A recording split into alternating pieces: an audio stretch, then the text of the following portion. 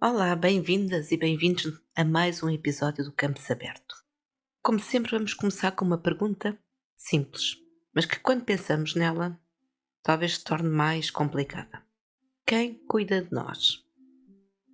Não estou a falar do teu par, namorado, mulher, marido, da tua mãe ou do teu médico de família. Estou a falar de uma questão social mais ampla. Quando adoecemos, quando envelhecemos, quando perdemos o emprego, quando precisamos de deixar os filhos numa creche, quem é que, enquanto sociedade, garante que estas necessidades são cobertas? A resposta que nos vem logo à cabeça é o Estado. O Sistema Nacional de Saúde, a Segurança Social, os serviços públicos. E não, esse pensamento não está errado. O Estado é um dos atores fundamentais, mas é apenas um dos atores. E é precisamente dessa pluralidade de atores que vamos falar hoje. Vamos explorar os conceitos de welfare mix, a mistura de bem-estar, e perceber como nas sociedades contemporâneas o bem-estar é garantido pela combinação de três setores: o Estado, o mercado e um terceiro que é menos óbvio, mas igualmente essencial. No final, vamos falar de algo que tem 5 séculos de história em Portugal, mas que a maior parte das pessoas não sabe nomear. Este é o primeiro de 2 episódios.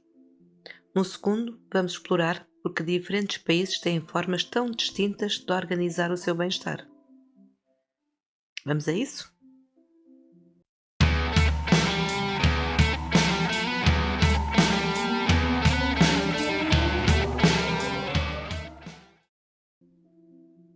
Imaginem um triângulo, mas não o triângulo das Bermudas.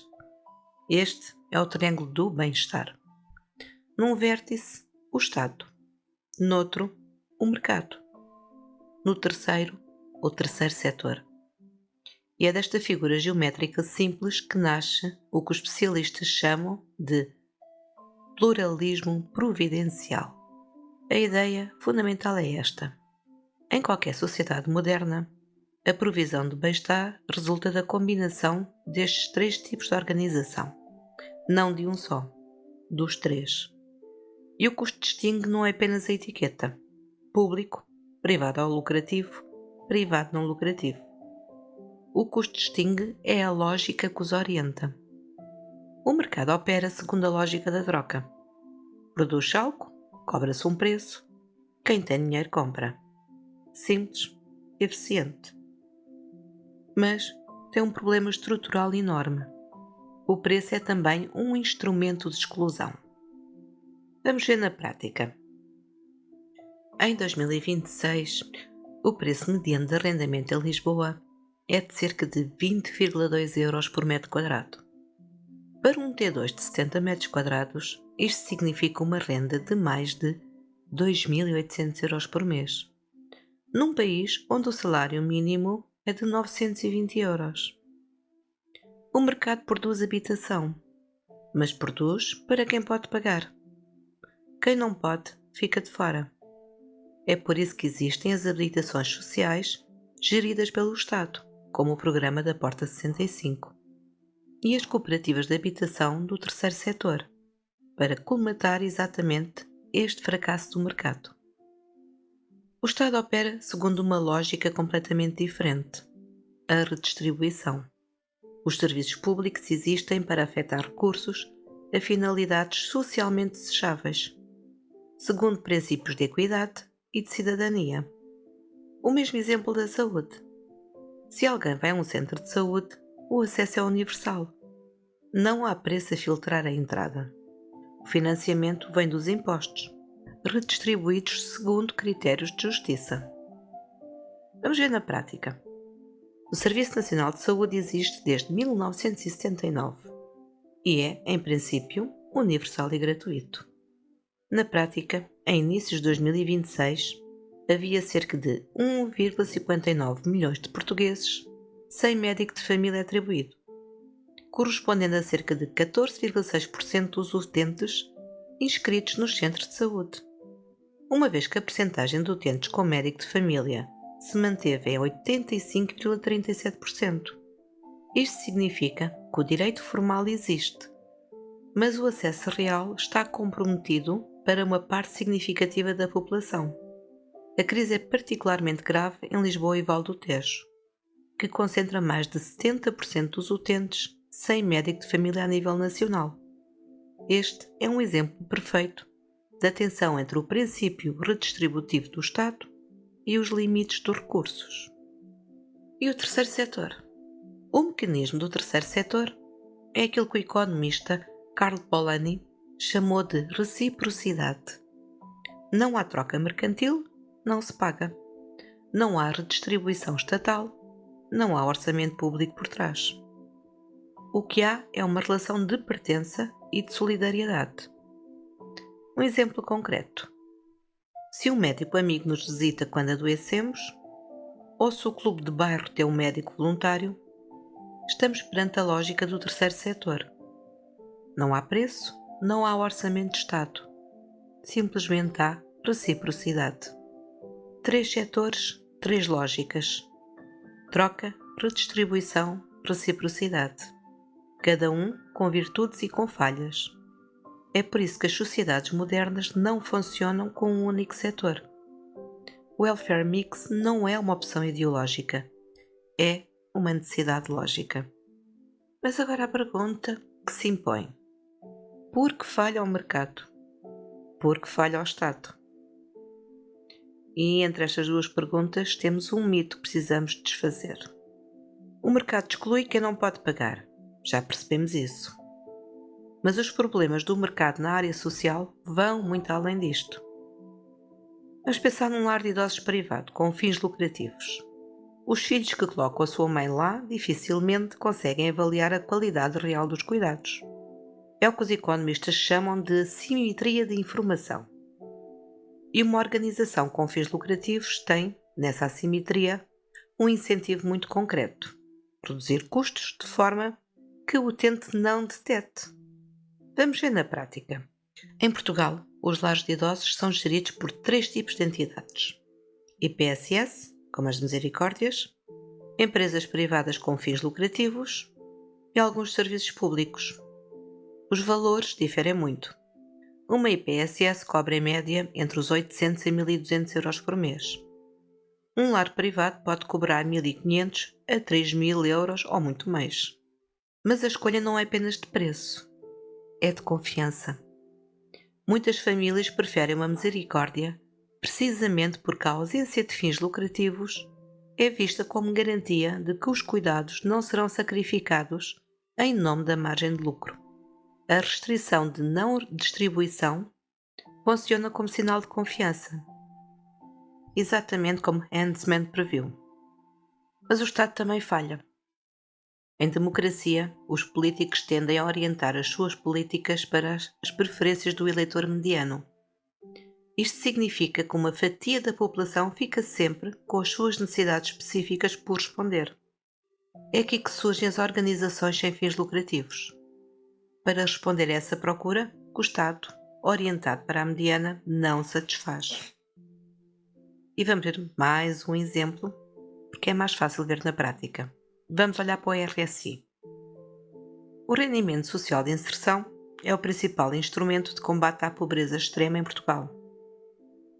Em 2026, o seu valor máximo é de 247,56 euros por adulto titular, um aumento de 2,2 face a 2025, calculado com base na variação do índice de preços ao consumidor. Este montante representa menos de 30% do salário mínimo. No final de 2024, 175.904 pessoas usufruíram do apoio, o número mais baixo desde 2006.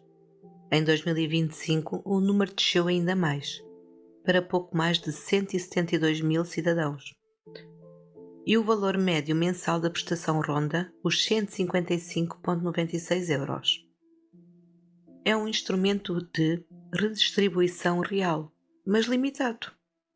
Estudos revelam que o RSI passou de cobrir entre 60% a a 80% do limiar da pobreza em 2010 para 40% em 2023, denunciando um enfraquecimento estrutural deste instrumento de combate à exclusão social. E é aqui mais uma vez que entram as organizações do terceiro setor, bancos alimentares, centros de acolhimento e equipas de rua, que respondem às necessidades específicas que o Estado Universal não alcança. E agora a parte do mito. A ideia de que um Estado forte enfraquece a sociedade civil. Quanto mais o Estado faz, menos as pessoas se organizam voluntariamente. É o chamado efeito de crowding out. Mas esta ideia é falsa. Os estudos comparativos mostram exatamente o contrário. Os países com estados de providência mais desenvolvidos, como os países nórdicos, Holanda, Bélgica, têm mais voluntariado, mais associativismo, mais confiança social. O Estado forte e a sociedade civil forte andam juntas. E como veremos daqui a pouco, o caso português confirma precisamente isto, mas em sentido inverso. O terceiro setor. O nome define-se por oposição. Não é o Estado, não é o mercado. Há pelo menos 3 grandes tradições no mundo. Nos países de tradição latina, França, Bélgica, Portugal, o conceito dominante é o de economia social. Cooperativas, mutualidades e associações orientadas por 4 princípios. Primeiro, a finalidade é servir os membros ou a coletividade, não o lucro. Segundo, a autonomia de gestão. Terceiro, decisão democrática. Uma pessoa, um voto. Quarto, primado das pessoas sobre o capital. No Reino Unido fala-se de voluntary sector, as charities. Nos Estados Unidos, non-profit organizations, definidas pela restrição de não distribuição, podem ter excedente, mas não o distribuem como lucro. Aqui vale a pena fazer uma distinção. Economia social não é o mesmo que negócio social. O negócio social aplica lógicas capitalistas a atividades com impacto social, tem acionistas e pode distribuir lucros. A economia social é fundamentalmente diferente. A governança democrática e a não distribuição de lucros são a essência, não os acessórios. Vamos ver na prática que é mais fácil. Segundo dados da Comissão Europeia, existem na União Europeia 4,3 milhões de empresas e organizações de economia social, empregando 11,5 milhões de trabalhadores assalariados e gerando mais de 912 mil milhões de euros de volume de negócios.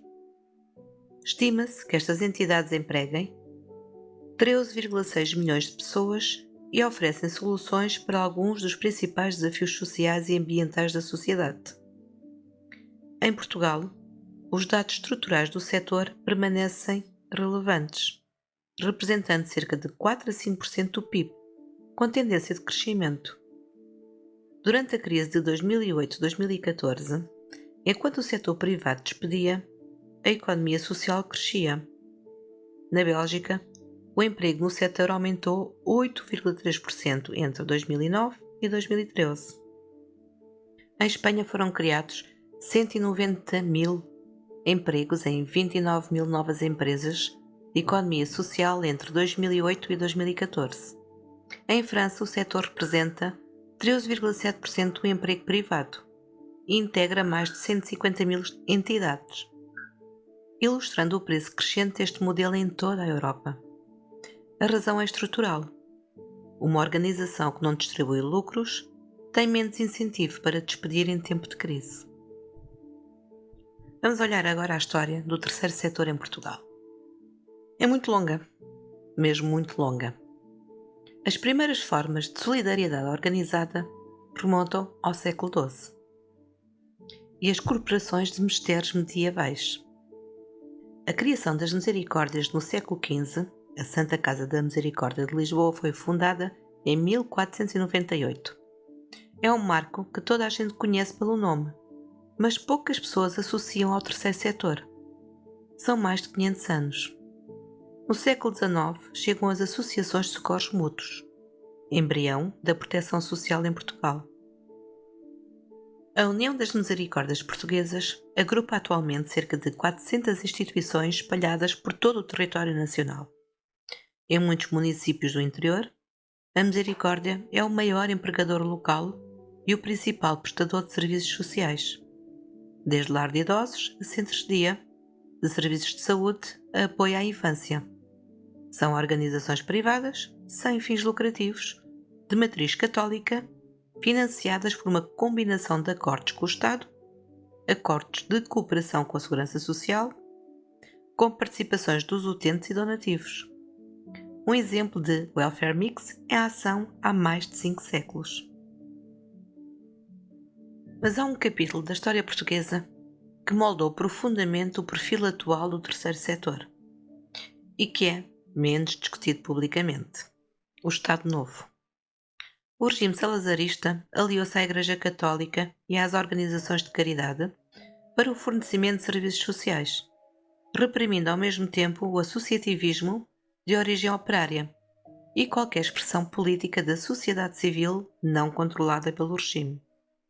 O resultado foi um setor social dominado por organizações de matriz católica, muito boas na prestação direta de serviços, mas com pouca tradição de advocacia, de pressão sobre o Estado, de defesa de direitos.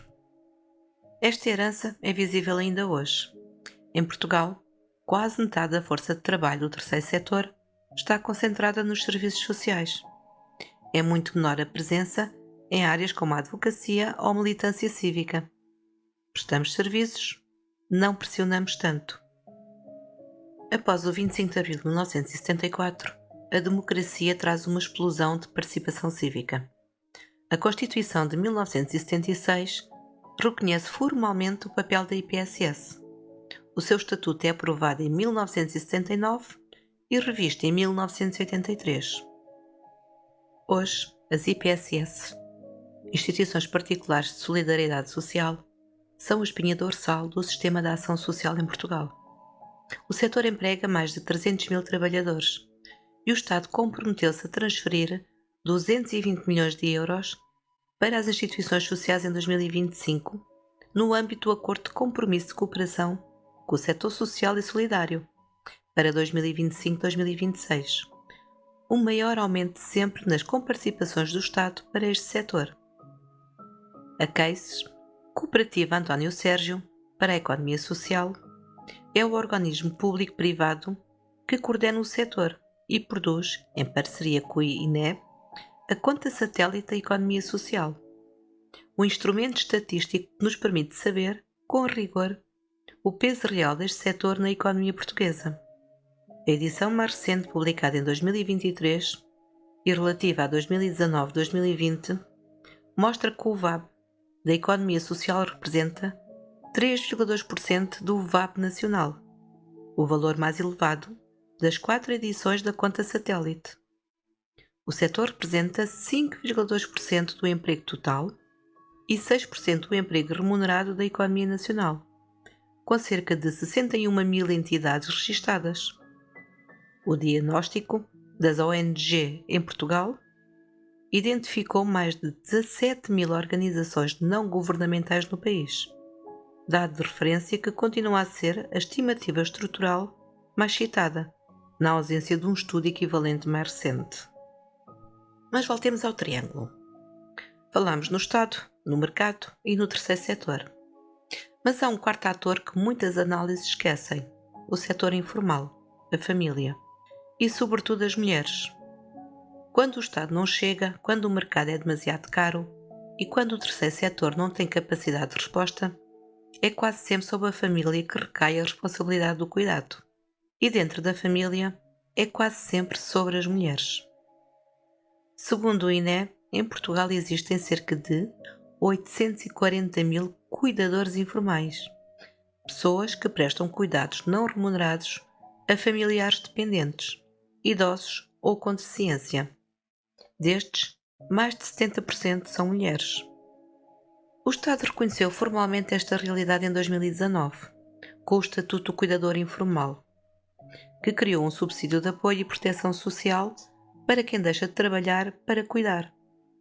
Mas o valor deste subsídio é calculado com base no IAS, indexante de apoios sociais, resultando em montantes que raramente ultrapassam os 400 euros mensais. É um primeiro reconhecimento, mas não resolve o problema estrutural. O trabalho de cuidado continua a cair desproporcionalmente sobre as mulheres, limitando as suas carreiras e a sua independência económica. Há um conceito que captura bem esta realidade: familiarismo. Os países do sul da Europa têm regimes de bem-estar marcados pelo familiarismo. A família absorve uma fatia enorme das obrigações de bem-estar, que noutros países são assumidas pelo Estado. Quando não há creches suficientes, é a avó que fica com o neto. Quando não há lares acessíveis, é a filha que cuida da mãe. E este trabalho de cuidado, imenso, exigente, invisível nas contas nacionais, é predominantemente feminino. Portugal tem aqui um paradoxo fascinante. O discurso dominante durante décadas, muito influenciado pela doutrina social da Igreja Católica, promoveu a ideia da família como espaço primário de cuidado, com a mulher no centro. Por outro lado, Portugal tem hoje uma das taxas mais altas de participação feminina no mercado de trabalho na Europa. Como é que isto é possível? E a resposta é o terceiro setor. São as IPSS, as creches das misericórdias, os centros de dia paroquiais, que tornam possível que as mulheres portuguesas trabalhem. Não porque o Estado tenha resolvido o problema, mas porque o terceiro setor colmatou a lacuna. Muitas vezes através de trabalhadoras mal pagas, com contratos precários, predominantemente femininas.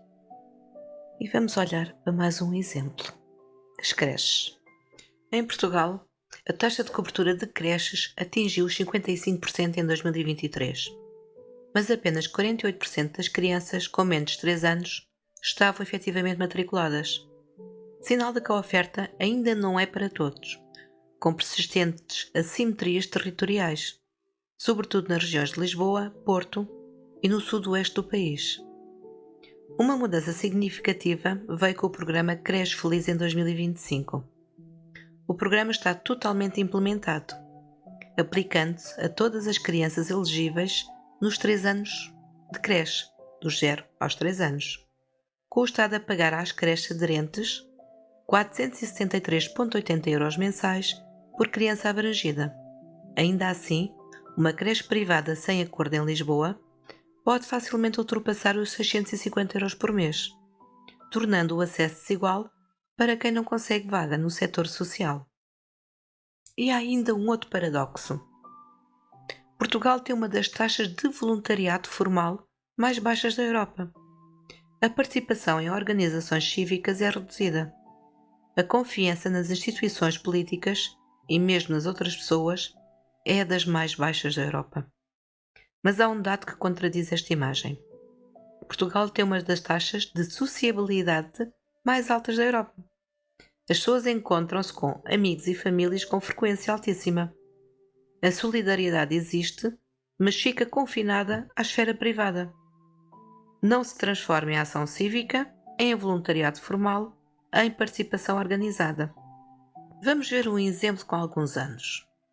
Entre 2011 e 2014, Portugal esteve sob um programa de ajustamento financeiro da Troika, FMI, BCE, CE. Os cortes nas transferências sociais foram significativos. Redução dos subsídios de desemprego, cortes nas pensões e diminuição dos apoios às IPSS. Nesse período, foi precisamente o terceiro setor que funcionou como amortecedor social. Os bancos alimentares viram as suas distribuições crescer exponencialmente. As misericórdias expandiram os serviços de apoio alimentar, as organizações de combate à pobreza multiplicaram as suas respostas. É uma confirmação empírica do welfare mix. Quando o Estado se retrai, os outros atores, terceiro setor e família, absorvem as consequências, com os seus próprios limites. E lembram-se do mito que desfizemos antes? o crowding out, o caso português confirmou o inverso. A debilidade histórica do Estado de Providência não produzia uma sociedade civil forte. Produzia uma sociedade civil fraca que também não compensou as insuficiências do Estado. À fraqueza do Estado correspondeu a fraqueza da cidadania organizada. A solidariedade existe, mas vive nos jantares de família, não nas associações de moradores. E novamente a pergunta de abertura: quem cuida de nós? O Estado cuida de nós através da redistribuição e dos direitos universais. O Sistema Nacional de Saúde, a Segurança Social, o RSI. O mercado cuida de nós através da troca, com eficiência e diversidade, mas excluindo quem não tem meios. O terceiro setor cuida de nós através da solidariedade. A misericórdia com 500 anos de história, a IPSS que gera creche da sua rua, o voluntário que dedica o seu tempo a quem precisa. E, não podemos esquecer, a família. E nela, tantas vezes em silêncio, as mulheres. A grande lição do Welfare Mix é que nenhum destes atores é suficiente sozinho. O mercado falha quando exclui. O Estado falha quando não alcança a diversidade real das necessidades. O terceiro setor falha quando não tem escala. A família falha quando sobrecarrega as mulheres com obrigações que deveriam ser coletivas. A sabedoria da política social está em articular estas lógicas e em ter cidadãos informados que saibam exigir esse equilíbrio. No próximo episódio, vamos ver como países diferentes construíram respostas muito distintas a estas tensões. Até lá, fiquem bem. Campus aberto, entra sem bater. O saber aqui não faz doer. Teorias que vais querer guardar e humor que não podes evitar. Sociologia, economia e mais, explicadas para humanos reais. Se achaste que era complicado é porque ainda não tinha chegado.